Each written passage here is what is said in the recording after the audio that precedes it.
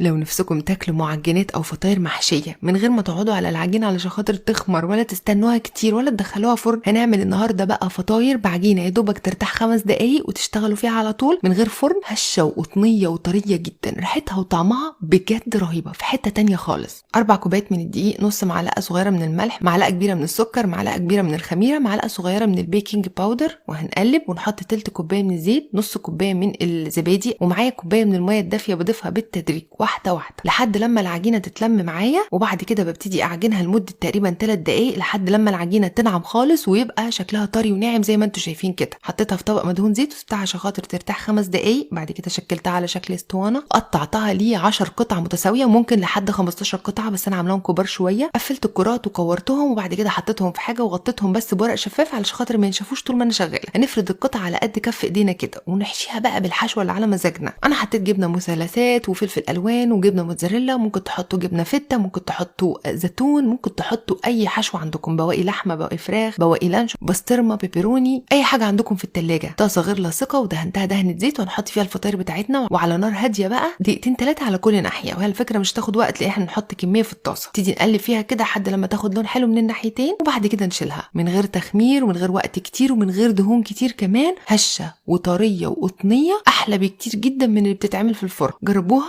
وليه رايكم.